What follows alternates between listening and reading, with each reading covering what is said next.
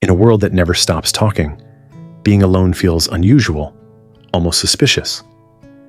We measure connection in likes and notifications, and silence often feels like absence.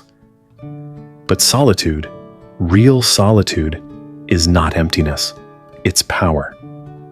Solitude is the hidden space where the mind resets. When we are constantly surrounded by input, conversations, feeds, updates, demands, our thoughts scatter. But when we step away, when the noise quiets, the brain begins to do something extraordinary. It connects, it reflects, it creates. Science has a name for this. It's called the default mode network, a system in the brain that activates when we're not focused on external tasks. In solitude, this network lights up, stitching together memories, emotions, and fragments of knowledge into new insights. What feels like daydreaming is actually the brain's deepest form of problem solving.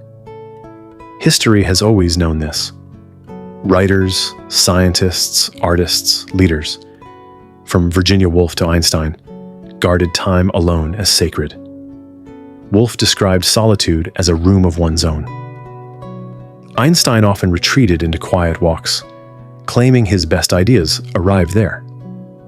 And Henry David Thoreau's Walden remains a manifesto for intentional solitude. Not isolation, but deliberate distance from noise. In many Eastern traditions, solitude takes the form of meditation, retreat, or seasonal withdrawal, not as escape, but as renewal. And science agrees. Studies on attention restoration show that silence and solitude replenish the mind's ability to focus. Creative insights are more likely to emerge after periods of quiet reflection than in the middle of constant noise. Even 10 minutes alone, without input, begins to reset the brain's rhythm. But here's the paradox. Solitude is different from isolation. Isolation is imposed, draining, and lonely. Solitude is chosen, intentional, and renewing. One shrinks the self, the other expands it. The difference is awareness. Are you escaping life or stepping back to see it more clearly?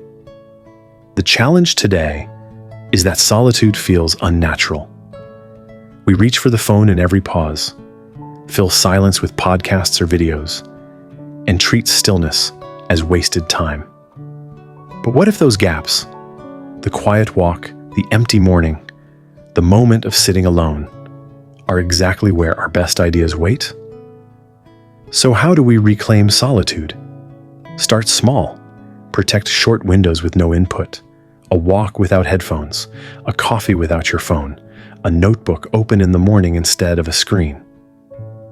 At first, the quiet feels heavy, but soon it becomes liberating. You can also build micro-rituals of solitude.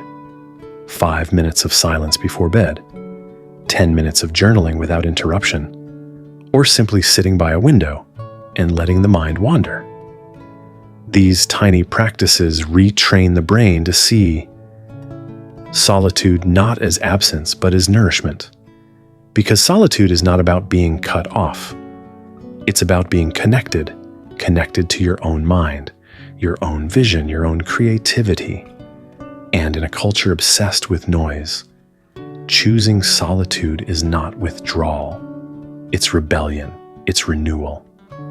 And it might be the most powerful choice you make for your creativity and clarity